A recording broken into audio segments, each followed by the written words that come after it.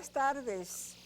Bienvenidos una nueva vez a los Viernes de Salud de 360 grados. Yo soy la doctora Nery Esteves y para mí es un honor, es un privilegio que ustedes nos dispensen su atención y nos permitan entrar a sus hogares. Muchísimas gracias, agradecida de verdad. Antes de entrar en materia del programa, siempre el doctor Héctor Armando, cuando le toca estar aquí en el programa, el cual manda sus excusas formales, porque en el día de hoy, por compromisos médicos ineludibles, no puede estar aquí. Y vine yo a estar con ustedes.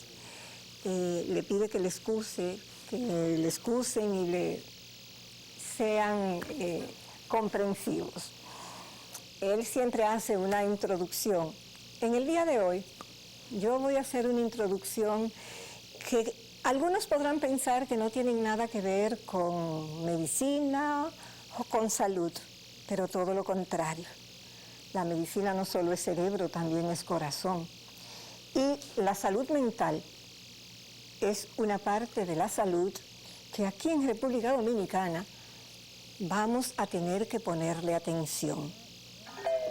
Sobre todo después del COVID-19, que ha dejado una cantidad de pandemias mentales paralelas. Pero entremos en materia, y esto tiene mucho que ver con salud mental. El tránsito. El tránsito en República Dominicana es una locura. El tránsito en República Dominicana es algo que hay que vivirlo, porque si uno lo cuenta nadie se lo va a creer. Cuando yo venía para el canal vi una cantidad de acciones violentas, de actitudes y conductas que a mí me motivaron a hablar de esto aquí hoy. El tránsito en nuestro país se ha convertido en un desastre y en un peligro. Y si no me creen, creo que es una de las pandemias más grandes que existen. Si no me creen, repito, busquen las cifras de las víctimas mensuales de los accidentes de tráfico. Las personas manejan con una violencia tal, con una agresividad tal, que parecería como si estuvieran descargando al manejar sus frustraciones, sus conflictos no resueltos, sus situaciones emocionales estresantes. Es una cosa de locura. ¿Y qué decir de los motoristas? Ahí ya es el final, como decimos en este país tan especial. Yo creo que ya es hora de que pongamos atención y acciones concretas para resolver esta situación. Cuando tenemos el privilegio de manejar un vehículo, porque es un privilegio, debemos de entender que ese vehículo que estamos manejando no es un arma de destrucción masiva. Y obviamente, si queremos resolver esta situación, es una cuestión multidisciplinaria, pero que tiene que comenzar con la educación. Ojalá y que los hacedores de políticas públicas y los que pueden decidir sobre el particular se decidan a tomar el toro por los cuernos para que no siga esta violencia generalizada en el tránsito cobrándose víctimas. Ojalá que ese abundante 4% de la educación tan cacareado, mencionado y mal usado, se tome un poquitito de él para educarnos a los que tenemos el privilegio de manejar un vehículo. Ya está bueno de víctimas por la violencia. Las personas en nuestro país se matan hasta por un parqueo. Definitivamente, ojalá que todos pongamos de nuestras partes, pero sobre todo que los que pueden tomar decisiones efectivas, radicales e inmediatas, lo hagan.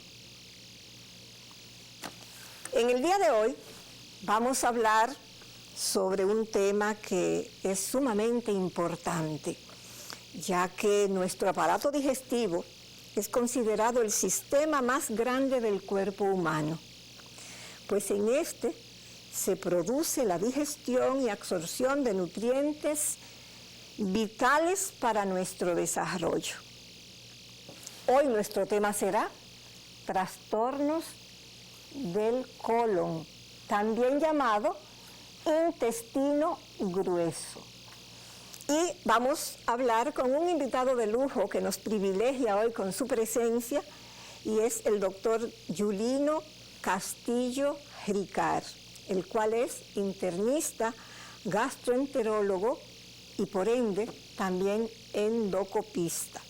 Él tiene su consultorio en el Residencial 3 del Centro Médico UCE, y durante la trayectoria del programa estaremos poniendo el teléfono donde ustedes pueden comunicarse con él.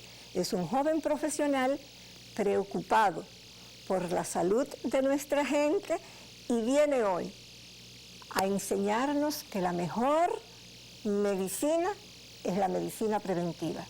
No se vayan, quédense ahí, y después de la pausa regresamos con el doctor Yulino Castillo Ricard para hablar sobre los trastornos del colon.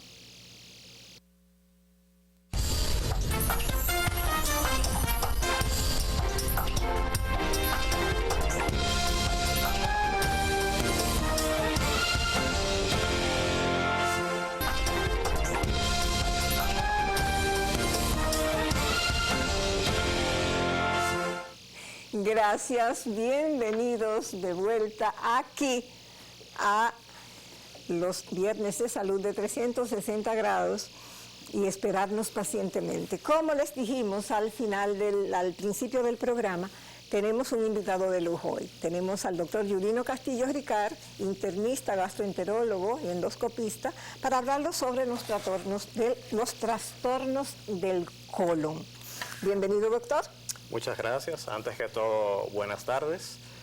Verdaderamente quiero extender mi agradecimiento a uno de mis maestros, el doctor Héctor Balcácer Esteves, y a la doctora Neri Esteves, aquí presente conmigo, por extenderme la invitación.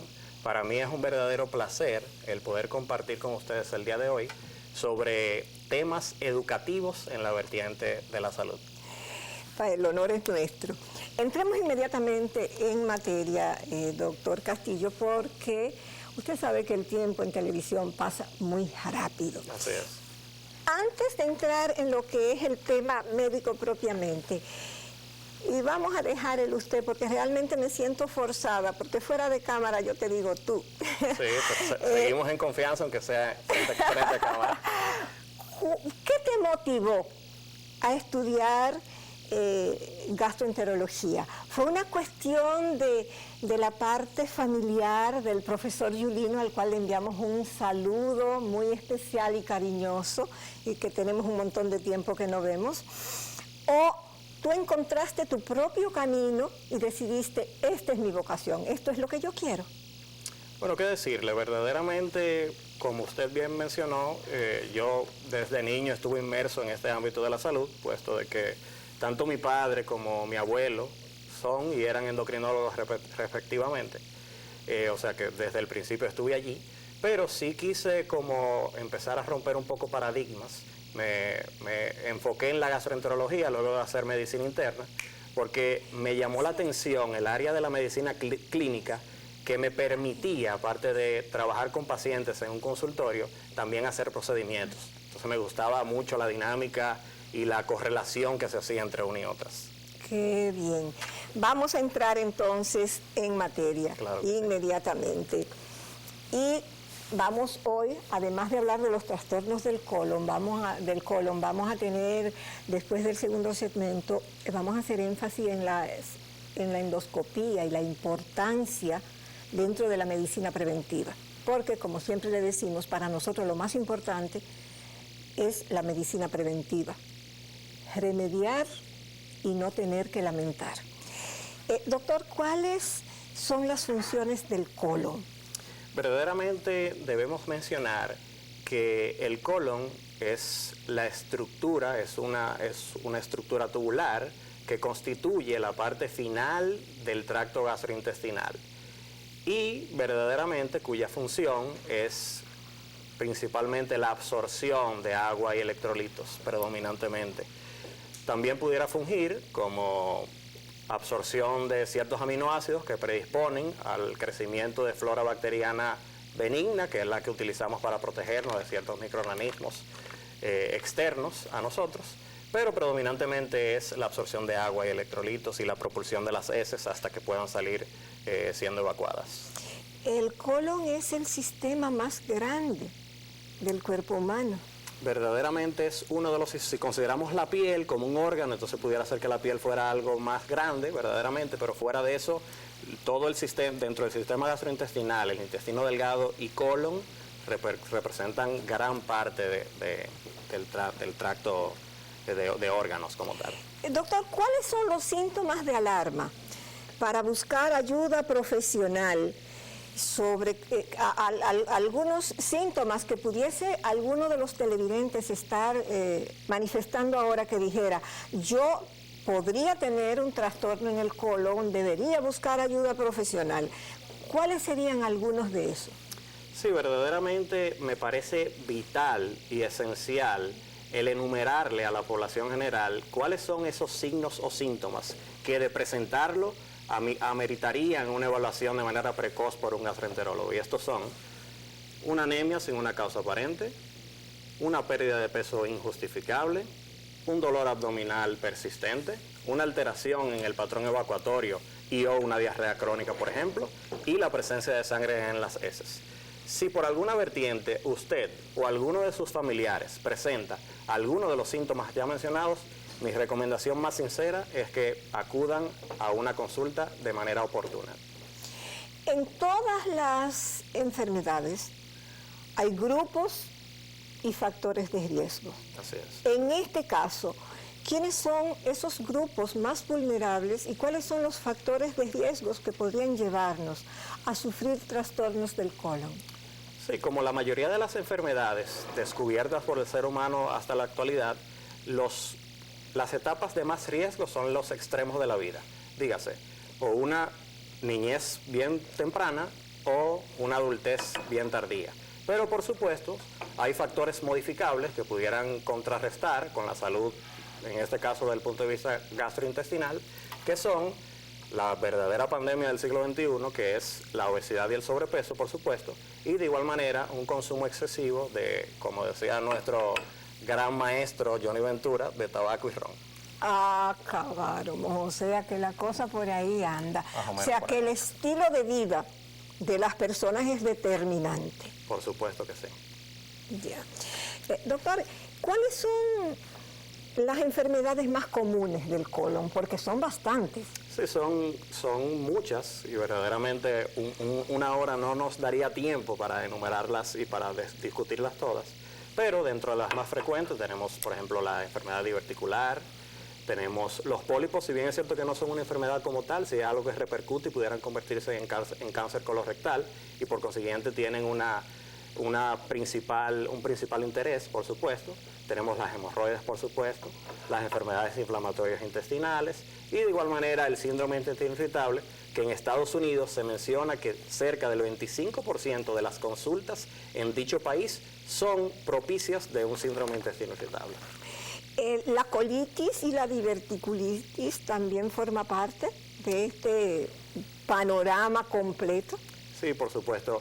La colitis es un término histopatológico verdaderamente, que lo que sugiere, o sea, el sufijo itis sugiere inflamación y col, por supuesto, inflamación del colon. Y si nos circunscribimos, por ejemplo, a colitis ulcerativa como tal, entonces estaríamos involucrándonos en una de las enfermedades inflamatorias intestinales concomitantemente a la enfermedad de Crohn. Ya la enfermedad diverticular, la presencia de divertículos como tal, sí, por supuesto, se pueden inflamar como una complicación de los mismos y causar una diverticulitis, como usted bien mencionó. El cáncer rectal y lo hablábamos usted y yo fuera de cámara, cuando yo estaba haciendo mi tarea para preparar el guión del programa, es el tercer cáncer más común en Estados Unidos y es la segunda causa de muerte en USA, dentro de los cánceres. Así es. ¿Cuál es la realidad diaria que usted vive en su consulta? ¿Cuál es la realidad en República Dominicana? ¿Y qué tal se puede hacer alguna comparación con la situación de Estados Unidos?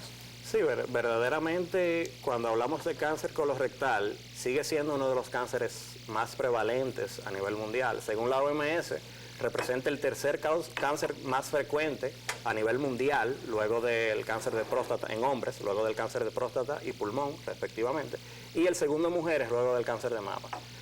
Y lo más importante es que en Estados Unidos, por ejemplo, 8% de las muertes por cáncer son por cáncer colorectal. Y no es nada diferente aquí en República Dominicana. Se estipula por la OPS que cerca de 1.500 casos son diagnosticados anualmente con cáncer colorectal. Y mucho más importante aún es recordar que cerca del 90% de esos cánceres son prevenibles a través de una colonoscopia a tiempo. Por eso me parece esencial y vital recordar que si usted tiene, y se tocará a posteriori, pero si usted tiene más de 45 años, aunque no tenga ningún tipo de síntomas, debería acudir a su gastroenterólogo a hacerse su chequeo colonoscópico para prevenir de que quizás se pueda desarrollar en un futuro el cáncer colorectal. En el segundo segmento lo vamos a dedicar a las preguntas que el público nos ha llamado y a la endoscopía de manera especial, porque nosotros queremos fomentar precisamente la prevención. Doctor, de esas enfermedades, de los trastornos que usted mencionó, el síndrome de intestino irritable, la colitis ulcerosa, los divertículos, el cáncer, los pólipos del colon, ¿cuáles de estos son más susceptibles a convertirse en cáncer de colon? Bueno, verdaderamente los más susceptibles como tal son los pólipos. Dentro de los pólipos hay diferentes tipos. Tenemos los hiperplásicos, que la tendencia es a que sean benignos y no tienen caracterización de malignización, no tienen ese potencial. Sin embargo, su contraparte, que son los adenomas o pólipos también cerrados, estos sí pudieran malignizarse, sobre todo si son adenomas avanzados, dígase mayores de 10 milímetros. Entonces esos sí pudieran malignizarse. Y por eso la importancia de realizar una colonoscopía, porque de encontrarse y eliminarse dicho adenoma, se elimina el riesgo de que por ese pólipo se desarrolle un cáncer colorectal a futuro. Por supuesto, de igual manera, la colitis ulcerativa y la enfermedad de Crohn, dentro del estigma de enfermedades inflamatorias intestinales, sí también tiene su riesgo potencial de desarrollar cáncer. La diverticulitis como tal no es lo habitual, pero no es una condición sine qua non de que no pudiera ocurrir. Ya. Doctor, otra de las cosas que me llamó mucho la atención cuando yo estudié un poquito sobre las diferentes enfermedades, trastornos del colon, una de las cosas que leí en cada párrafo que leí sobre la diverticulitis decía que es una enfermedad silenciosa. Por favor, si nos puede explicar al público y a mí qué significa esto. Bueno, verdaderamente lo primero es que tenemos que identificar las definiciones como tal. Divertículos, los divertículos son herniaciones en forma de saco que aparecen en la pared de la mucosa gastrointestinal y ocurren precisamente por debilitamiento de dicha pared. Esa es la presencia de divertículos. Ahora, dentro de esos divertículos, la mayoría son asintomáticos, la mayoría son silenciosos, la mayoría están ahí, pero el paciente generalmente no se da cuenta hasta que hace complicaciones propias de ellos. Dentro de ellas tenemos el sangrado, que los divertículos son la causa más frecuente de sangrado gastrointestinal bajo del mundo, representando aproximadamente 55% de los casos. Otra complicación, como se mencionó, es la diverticulitis. La diverticulitis lo que significa es la inflamación de dicho divertículo, generalmente propiciado por microperforaciones, ¿de acuerdo? Entonces ya la diverticulitis como tal sí genera síntomas, sí genera dolor, sí pudiera generar fiebre, sí pudiera generar complicaciones propias de ello y sí ameritarían un tratamiento, pero la diverticulosis o la presencia de los divertículos sí pudieran ser asintomáticos y silenciosos. Antes de ir a la primera pausa, para terminar con lo general de una manera muy somera, porque realmente cada uno de estos trastornos del colon podría hacerse un programa completo. La cuestión es, doctor, que hemos recibido muchas preguntas del público y una de las que más se ha repetido es sobre si el cáncer colorectal es un cáncer hereditario. ¿Qué papel tiene que ver la herencia, la familia, en que una persona padezca de cáncer colorectal? Bueno, verdaderamente como la mayoría de las enfermedades no infectocontagiosas descubiertas por el ser humano, la herencia, el papel genético, influye un papel preponderante. Sí, por supuesto. Sin embargo, también debemos tener presente que no es la única vertiente, sino que es por múltiples factores, dentro de los cuales influye, por supuesto, el papel de la herencia, influye, por supuesto, el estilo de vida, dígase, una alimentación rica en alimentos ultraprocesados, sobre todo cuando la persona come múltiples veces a la semana carnes rojas que tienen abundantes conservantes y aditivos, pero también una dieta baja en fibras y alta en grasas. Concomitantemente a eso, como mencioné con anterioridad, también el sobrepeso y la obesidad juegan factores importantes en el desarrollo y aparición de cáncer colorectal. O sea que no podemos decir que solamente la herencia es lo que repercute, sino que es un conjunto de situaciones que se enfocan y se conglomeran para desarrollar al fin y al cabo un cáncer colorectal. O sea, que la herencia predispone, pero no obliga. El estilo de vida es la gran influencia de que estos factores latentes se desarrollen o no. Correcto. Cuando regresemos, vamos a dejar la pregunta en el aire. ¿Cómo podemos contrarrestar estas enfermedades? Ya que, como hemos visto, el colon o intestino grueso es muy sensible. Y esa va a ser la pregunta para introducirnos a la segunda parte del programa, que vamos a hablar sobre colonoscopía y las preguntas que ustedes tan amablemente nos han enviado por WhatsApp. No se vayan, regresamos con el doctor Yulino Castillo Ricard, internista y gastroenterólogo del Centro Médico UCE, con el teléfono 829-548-1700. Por favor, saque su celular, saque su papel y lápiz y anote. 829-548-1700. Además de que nuestro máster ha estado poniendo con la foto del doctor el teléfono donde pueden acceder directamente a sus servicios. No se vayan, regresamos después de la pausa.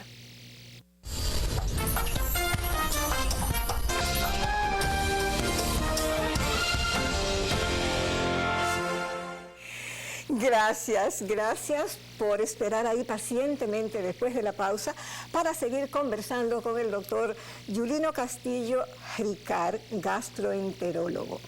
Nosotros dejamos, antes de ir a la pausa, una pregunta para introducir el tema de la colonoscopía y las preguntas que tan amablemente ustedes, que son la parte más importante de este programa, nos han enviado por WhatsApp.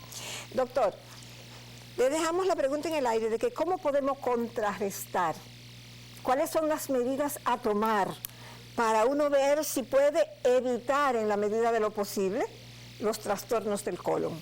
De acuerdo. Lo primero que debemos hacer es enfocarnos un poquito más en medicina preventiva, dejar la medicina curativa en el futuro, en cuando no haya de otra, enfocarnos en prevenir y no en tratar y en lamentar. Eso es lo primero. Cuando a usted le toque la edad o cuando tenga indicación de colonoscopía, acuda a su cita sin perderse, realícesela, salva vidas, es un procedimiento muy inocuo, verdaderamente, con el potencial salvador de vida. Pero por supuesto hacer cambios en el estilo de vida, como ya mencioné con anterioridad, dejar de fumar, moderar el consumo de alcohol, balancear la alimentación, no consumir alimentos tan ultraprocesados, moderar el consumo de carnes rojas y propiciar a una mayor alimentación a base de fibras como frutas y vegetales. Entrando ya en materia, doctor, ¿qué es una colonoscopía? Bueno, la colonoscopía es un procedimiento... Discúlpeme, doctor, tenemos allá arriba un videíto que nuestro máster va a comenzar a poner, quitarle el sonido mientras usted va hablando, doctor, por favor. Entonces, como iba diciendo, la colonoscopía es un procedimiento inocuo, rutinario, con complicaciones muy infrecuentes y que verdaderamente se escucha peor de lo que realmente es. ¿Por qué? Quiero decir, lo que se hace en dicho procedimiento, y como podemos ver en el video, es que se introduce, luego de, por supuesto, el paciente estar bajo sedación por el departamento de anestesiología, un scope o un tubo bastante fino, en el cual en su extremo distal contiene una cámara de alta resolución y este se introduce a través del canal anal, permitiéndonos documentar y evaluar todo el trayecto del colon y la parte final del intestino delgado que se conoce como ilion terminal. Muy gráfica, qué bueno lo de la colonoscopía. Concomitantemente con muchísimas personas del público nos hizo la siguiente pregunta y nos pedían que por favor no dejáramos de hacérselo y lo hacían juntos, decían, ¿hay que usar anestesia general para la colonoscopía y si no, duele el procedimiento? Esa pregunta me la mandaron como 15 gente. Bueno, sí, parece que está bien solicitada.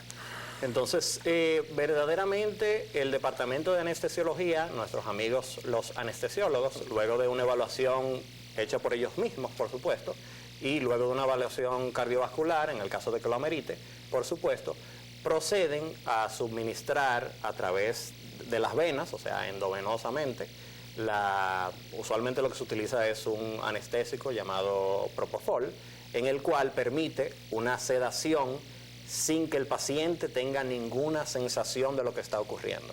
O sea, el paciente va a pasar desapercibido mientras se hace el estudio y se va a despertar una vez este acabe, con mínimas molestias y con un procedimiento realizado que potencialmente salva vidas. Excelente. ¿Oyeron, amigos? No duele, se hace con una sedación suavecita y uno despierta y ni se acuerda de lo que ha pasado. Doctor, ¿ante cuáles síntomas debería yo hacerme una colonoscopía? Ok, debemos recordar los que enumeré, los signos y síntomas de alarma. La colonoscopía se puede realizar a cualquier edad, siempre y cuando haya signos o síntomas de alarma. Dígase, si el paciente tiene, como ya mencioné con anterioridad, una pérdida de peso injustificable, una anemia que no tenga una causa aparente, un dolor abdominal persistente, alteración en el patrón evacuatorio y o diarrea crónica o prolongada, y que tenga sangre en las evacuaciones, entonces ya esos son signos o síntomas que nos orientarían a la necesidad de hacer una colonoscopía, asumiendo que hayan síntomas. Recordando que hay edades para hacer colonoscopía independientemente de que no los haya.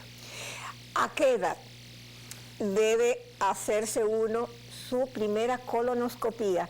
Y si la edad es igual para los hombres que para las mujeres. Sí, la edad es igual para los hombres que para las mujeres. A partir de este año, la edad tomada como valor de Intel es 45 años. A partir de los 45 años, si usted no se ha realizado una colonoscopia nunca, independientemente de que tenga síntomas o no, debería realizarse su primera. ¿Por qué? Anteriormente, la edad, el valor de corte era 50 años, pero las sociedades especializadas a nivel mundial identificaron, a través de estudios aleatorizados, de que ha habido una incidencia creciente de cáncer de colon en personas jóvenes. Por consiguiente, sobre todo en personas de raza negra, en personas afroamericanos y en personas como nosotros, latinos.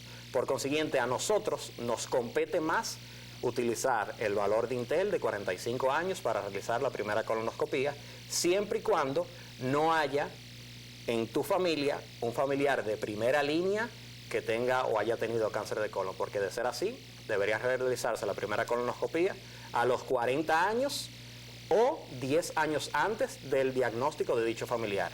Dígase, si su familiar le diagnosticaron cáncer de colon, primera línea, me refiero a padres y hermanos. Si uno de ellos tuvo cáncer de colon a los 35 años, su primera colonoscopia debería ser 10 años antes, dígase a los 25 años. Ya, o sea que eso es sumamente importante. Señores, es increíble cómo cada vez más, doctor, la edad va bajando. Así es. Porque, por ejemplo, las enfermedades cardiovasculares, las infecciosas, cada vez más jóvenes las personas las están presentando. Doctor, ok, me hice mi primera colonoscopia a los 45 años, no importa el sexo, todo sale bien. ¿A los cuántos años debo volver a hacérmela? Ok, verdaderamente, asumiendo que, como usted menciona, todo haya salido bien, que no haya tenido la presencia de pólipos, debería realizarse cada 5 años hasta los 75 años. Posteriormente a esto, ya se hace un escrutinio individualizado, solamente realizar por encima de los 75, valorando expectativa de vida. Si la expectativa de vida es superior a los 10 años, se pudiera seguir el escrutinio hasta los 85, pero idealmente de 45 a 75 cada 5 años, asumiendo que no haya nada. Si aparece algún pólipo, entonces pudiera cortarse el tiempo de realizar la colonoscopia, individualizando el caso, por supuesto. Ya, claro. Es como dice el doctor Héctor Armando Balcácer Esteves, médico internista e infectólogo, no existen enfermedades, existen enfermos. Y correcto, cada uno es un caso único e irrepetible. Doctor, una de las preguntas de nuestro público por WhatsApp es, ¿se puede vivir sin colon? Realmente la respuesta es que sí. El cirujano, una vez se identifique una condición X del colon, en este caso, el cirujano va a determinar qué segmento o qué necesidad de extirpación o resección de colon se necesita. Si la enfermedad está circunscrita, por ejemplo, a colon derecho, se pudiera hacer una hemicolectomía de dicho segmento del colon. Ahora, si es una enfermedad más extensa, se pudiera hacer una colectomía subtotal e incluso una colectomía total, y si, por ejemplo, también se lleva el recto, o sea, también se reseca el recto, se llama proctocolectomía, y sí se puede seguir viviendo a sabiendas de que la absorción de agua y electrolitos va a estar mermada bajo la premisa de que no hay colon, y esas son las funciones del colon. Por consiguiente, se necesita un seguimiento cercano con un equipo multidisciplinario en el cual va a incluir el cirujano, el gastroenterólogo, médicos nutriólogos y un sinnúmero más de personas, por supuesto, con un seguimiento estrecho. En vista de eso, de que se puede vivir sin el colon, doctor, entonces, ¿cómo hacen las personas para ir al baño? Bueno, depende de cuál sea la extensión. Si, por ejemplo, quitan el colon completo, se pudiera colocar un dispositivo que se llama ileostomía, bajo las circunstancias de que no hay colon. Se coloca una pequeña bolsa que va a salir, las heces van a salir a través de la misma, desde la porción final del intestino delgado, que es el ileón terminal, y si le queda algo de colon, se pudiera recanalizar y el paciente terminar evacuando de una manera normal. Pero en el caso de que no, entonces se pudiera de manera permanente mantenerse con la ileostomía y evacuar a través de dicha bolsa. Ya. Una de las llamadas, una también de las preguntas que se repetía mucho del público a través de WhatsApp era, para detectar si tengo cáncer de colon, además de la colonoscopía, ¿qué otras pruebas tengo que hacerme? Bueno, verdaderamente siempre hay que hacer análisis rutinarios cada cierto tiempo, y hay ciertas situaciones y ciertos análisis que nos pudieran ir orientando sobre si hay alguna afección o no. Por ejemplo, el colon pudiera perder sangre inadvertidamente cuando hay cáncer de colon, y por consiguiente el paciente pudiera tener anemia por déficit de hierro. Por consiguiente, eso es un signo de alarma, como ya mencioné. Pero de igual manera, ahí está la prueba, un coprológico sencillo.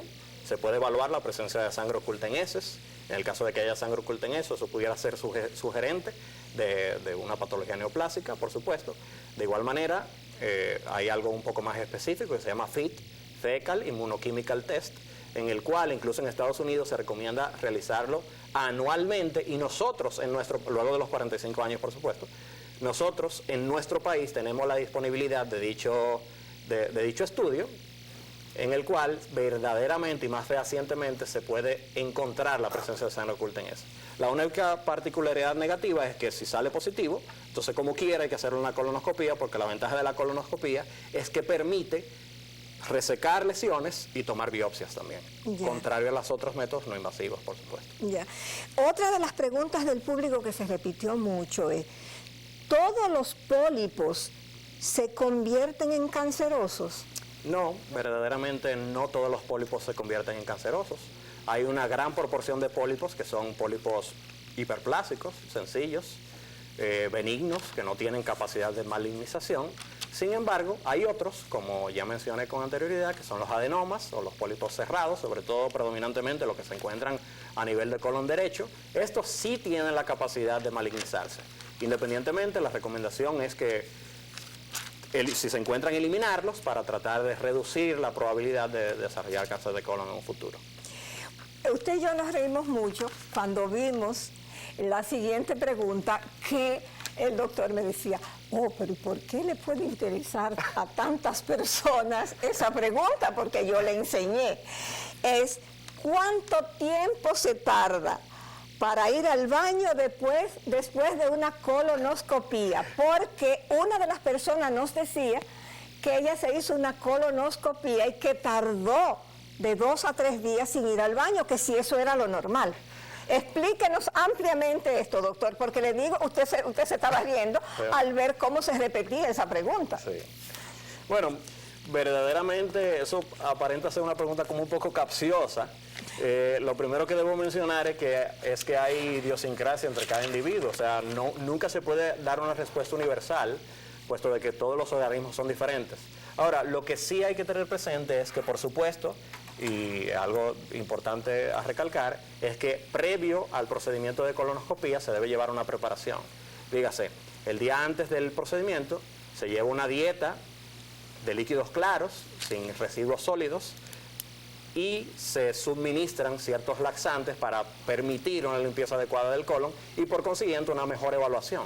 Lo que significa que cuando se está realizando el procedimiento el colon está plenamente limpio. Entonces, en algunas personas, luego de realizar el procedimiento ya no le queda ningún tipo de residuo a nivel del colon. Y una vez empieza a alimentarse al otro día, entonces empieza a producir todo ese proceso de formación de heces nuevamente, y por consiguiente algunas personas pudieron tardar 1 o 2 días sin evacuar, pero hay otros que no, hay otros que pudieran evacuar incluso el mismo día post procedimiento.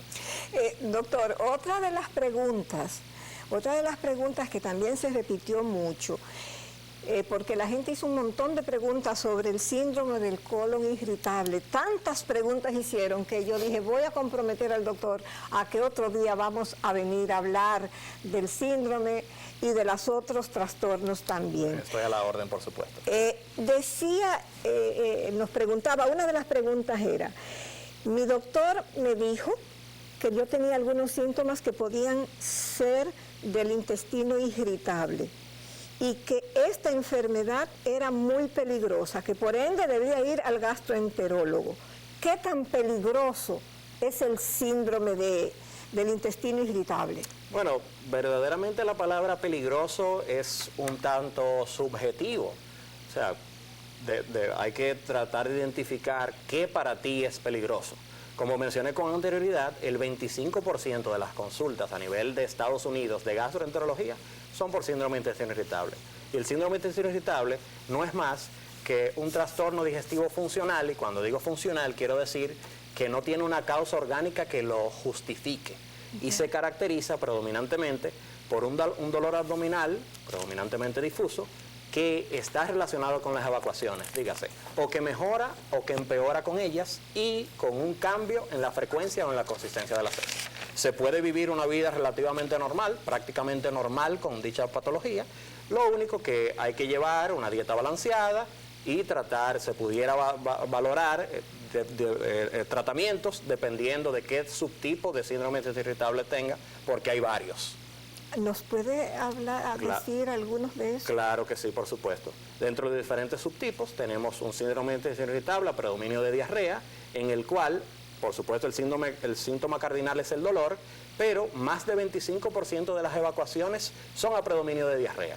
Hay uno que es a predominio de constipación, en el cual lo mismo, más de 25% son a predominio de constipación y menos de 25% a predominio de diarrea. Hay un mixto en el cual Más de 25% son diarrea, pero también más de 25% son constipación, y hay un indeterminado en que ninguna de las no alcanza el valor de Intel de 25%, ni de constipación ni de diarrea. Doctor, antes de, porque ya el tiempo nos quedan 3 minutos, antes de sus recomendaciones, como hemos estado insistiendo en el programa sobre el asunto de la necesidad y la importancia de la medicina preventiva, en nuestro país tenemos los tratamientos y las terapias modernas de última generación sobre este asunto de los trastornos del colon. Claro que sí. Este país puede ser una media isla, pero verdaderamente está copioso de personas, no solamente de personal humano, sino de equipo tecnológico suficiente como para tratar la mayoría de las enfermedades, no solamente desde el punto de vista gastrointestinal. Eso es muy importante tenerlo presente.